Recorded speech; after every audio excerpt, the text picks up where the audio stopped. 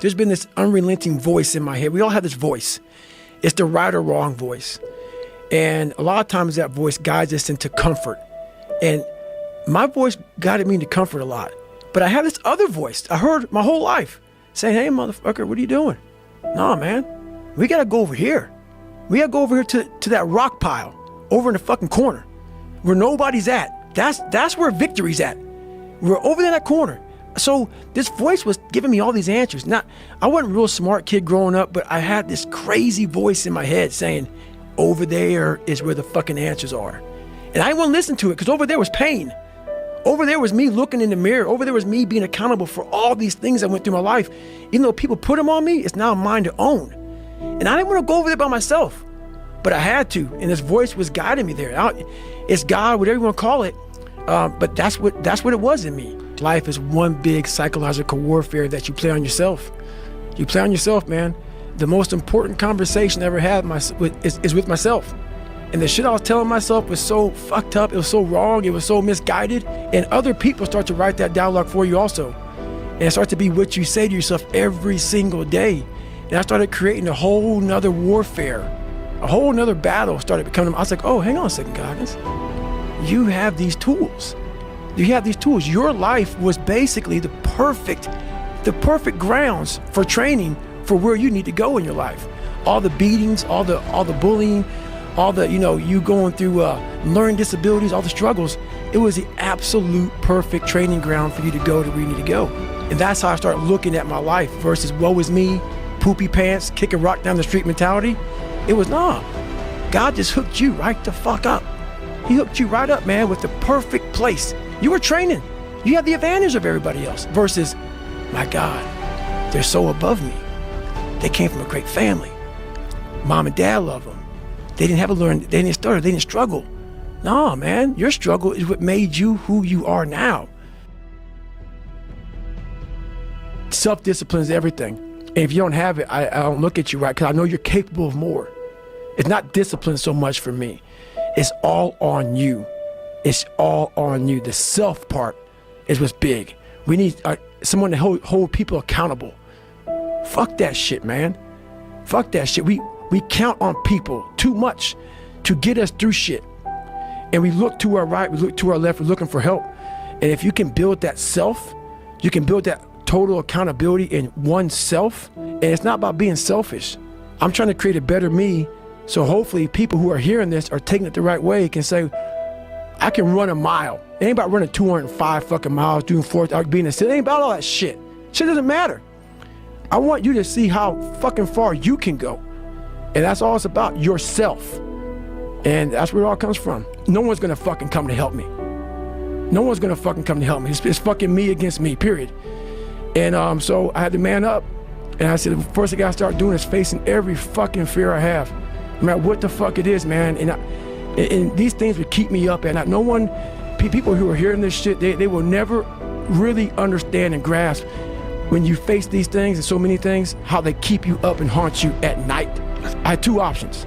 To either be that 300-pound guy who sprayed for cockroaches and made $1,000 a month, and at 24 years old, knowing when I'm 50 fucking years old, I can reflect on this and think about what guy I never became, or I can totally just sack it up and fail and fail and fail until I succeed. So I started calling recruiters up. I said, I'm gonna go be a fucking Navy SEAL. Most people are missing something because they don't know who they are. They never examine themselves. They've never done this experiment on themselves. The lab rat, we're all lab rats, but you're also the scientist. You create your own self. Most people are missing something because there's so much trapped in there. I don't even want to say potential. I think that's word used out too much too. There's so much in you that God or wherever the hell you believe in, or if you're an atheist, in you, that you have not unlocked. God, I feel like I'm missing something. Yeah, because it's about 75% of you is still fucking in there, still chained up, because you just didn't want to find your willpower. Didn't want to find your soul, your will, your heart, your determination, your guts, your courage. And what that looks like, it looks scary. Like your little scary lab I went in. Scary. To wake up every day and say, I'm stupid, but I want to figure out a way to be smarter. Versus saying, man, I just can't do that. So you limit this box. So your box becomes so small of things you can do. My box wasn't even a box. It was a fucking little pinhole.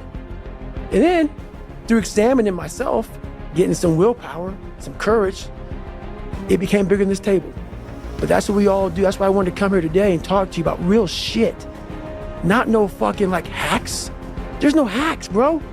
It's you against you. You against you. And if you misunderstand that, you have a real problem. A real problem. I can understand you misunderstand me running down the street, shirt off, fuck this, yeah. I can get it. I get it. If you misunderstand what I'm saying right now today, the problem is you.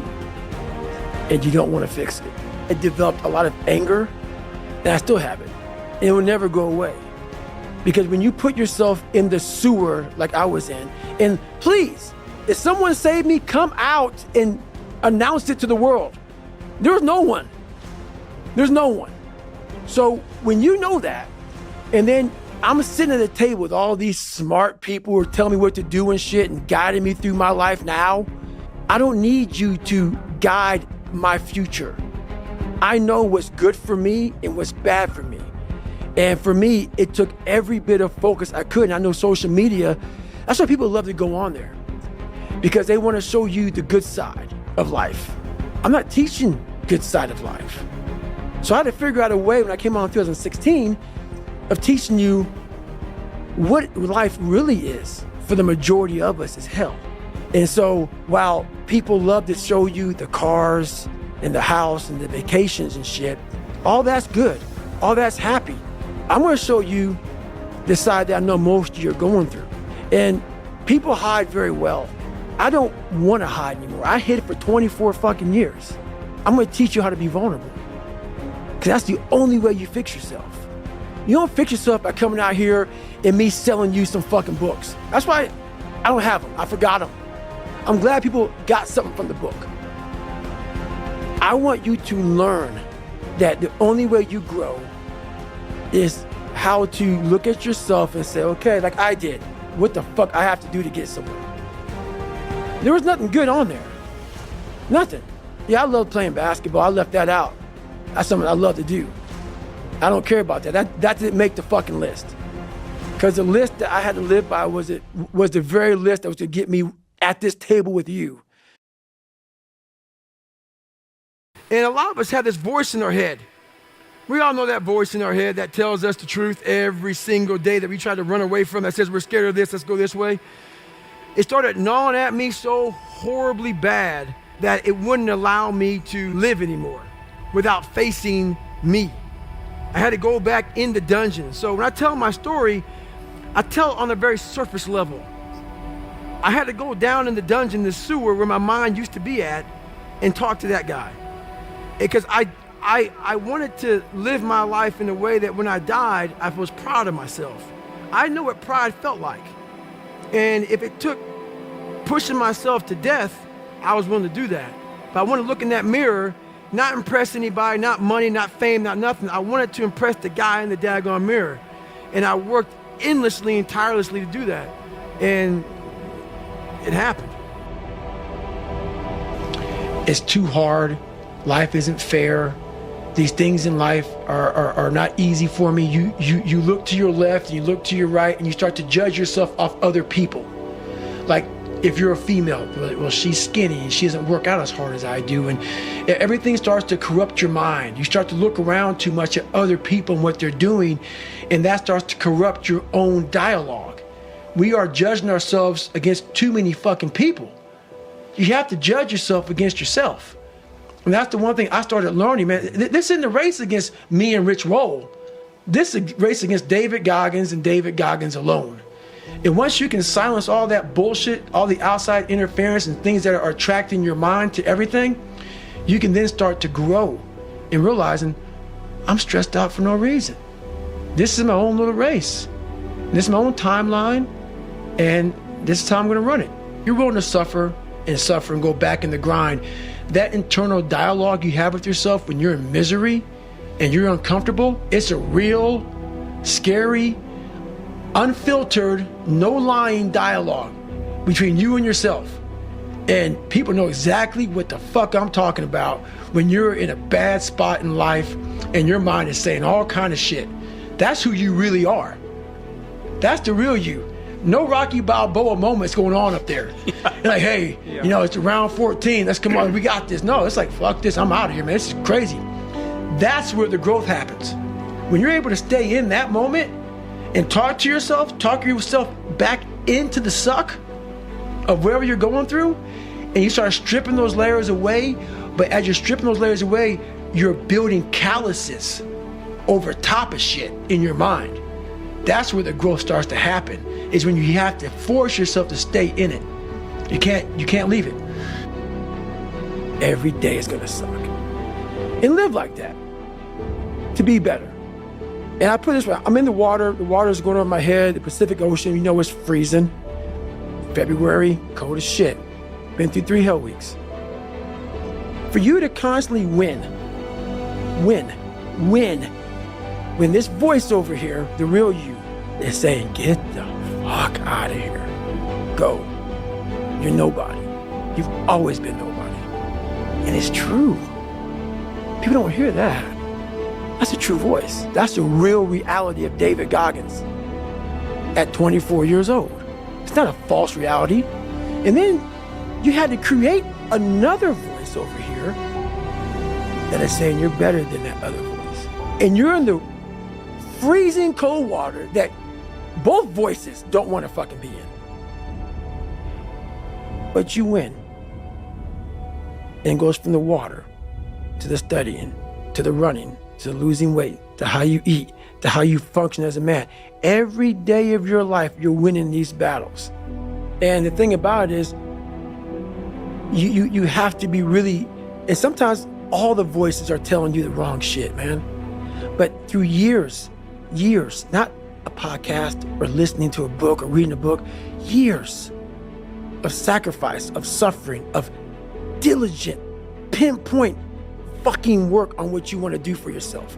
Not like, oh, let me just do a bunch of shit. I want to be in every task possible. No. Pinpoint what I want to do with my life. What happens is you have all these voices that are telling you you're fucked up and this is gonna be hard, but for some reason, you put so much practice into you that you can ignore every one of them that are telling you you're not gonna fucking make it and still be able to fucking make it.